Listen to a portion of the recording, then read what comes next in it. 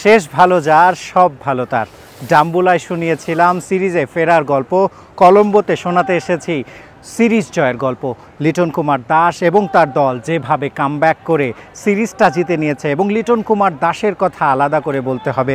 One day ফরম্যাটে ডাক পেয়েছিলেন প্রথম ম্যাচে, ডাকের স্বাদ পেয়ে আবার বাদ পড়া, সেখান থেকে টি-20 সিরিজ খেলতে আসা অধিনায়ক হিসেবে প্রথম ম্যাচে ভালো না করা, এরপরে কিন্তু তিনি দমে যাননি বলেই বাংলাদেশ দল প্রথমবারের মতো শ্রীলঙ্কার বিপক্ষে টি-20 সিরিজটা জিতেছে, এবং সেটা ঘরে বাইরে সব মিলিয়ে এবারই প্রথম শ্রীলঙ্কার বিপক্ষে টি-20 সিরিজ জয় করল বাংলাদেশ দল, এবং সেখানে লিটন কুমার দাস হলেন সিরিজ সেরা। ডাম্বুলায় 50 বলে 76 রানের ইনিংস খেলেছিলেন, স্টাম্পিং করেছেন, দারুণ ক্যাপ্টেন্সি করেছেন।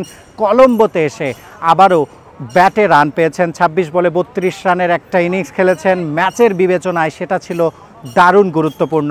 শুধু লিটন কুমার দাসের কথা বললে আজ অন্যায়ই হবে, এবং চারি তাসালাঙ্কা বারবার তার মুখ থেকে শুনতে চাচ্ছিলাম তানজিদ হাসান তামিম কেমন ব্যাট করেছেন। তিনি বারবার বলছেন আমরা ম্যাচটা হেরে গেছি মেহেদির বোলিংয়ে 4 over 1 maiden 11 run 4 wicket. Sheikh Mehedi তিনিই কিন্তু বাংলাদেশ দলকে এই ম্যাচে প্রথমেই জয়ের ভিত্তিটা স্থাপন করে দিয়েছিলেন, এবং সেখান থেকে শ্রীলঙ্কা উঠতে পারেনি।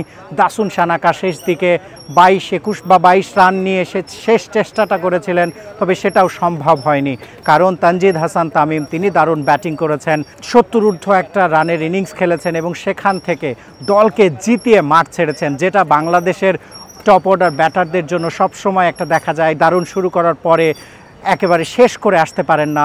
তানজিদ হাসান তামিমের ক্ষেত্রে তো এটা আরও খাটে, একটা বড় ইনিংস খেলার যে একটা অভ্যাস সেটা তার ছিল না। বিপিএলে আমরা দেখেছিলাম লিটন কুমার দাসের সঙ্গে একটা সেঞ্চুরি করেছিলেন তিনি, সেই অভ্যাসটা কিন্তু এখানে টেনে নিয়েছিলেন। কলম্বোর আর প্রেমাদাসা স্টেডিয়ামে দলকে জিতিয়ে মাঠ ছেড়েছিলেন। একটা সময় মনে হচ্ছিল আরও বেশি কিছু রান হলে হয়তোবা সেঞ্চুরিটা হতে পারত, সেটা হয়নি। বাংলাদেশ দল কিন্তু সিরিজ জিতেছে 2-1 ব্যবধানে, এবং লিটন কুমার দাস এই জুলাই মাসে তিনি কিন্তু এই সিরিজ জয়টাকে উৎসর্গ করেছেন জুলাই শহীদদের প্রতি। জুলাইয়ের সেই আত্মত্যাগের গল্প নিশ্চিতভাবেই নাড়া দিয়েছে ক্রিকেটারদেরকেও, এবং জয়টা উপভোগ করছেন তো বটেই বাংলাদেশ দলের সমস্ত ক্রিকেটাররা, এবং সেই সময়ে একই সাথে তারা উৎসর্গ করলেন জুলাই শহীদদের। তবে এই জয় নিয়েই সন্তুষ্ট থাকার কোনোই উপায় নেই। ব্যস্ত সময় পার করতে হবে, ভোরবেলায় ফ্লাইট ধরতে হবে লিটন দাসদের, এবং বাংলাদেশে পৌঁছে গিয়েই কিন্তু পাকিস্তান সিরিজের প্রস্তুতি নিতে হবে। কয়েকদিন বাদেই সেটা শুরু। এরপর এশিয়া কাপ বাংলাদেশের জন্য সামনে কঠিন সময়ও অপেক্ষা করছে।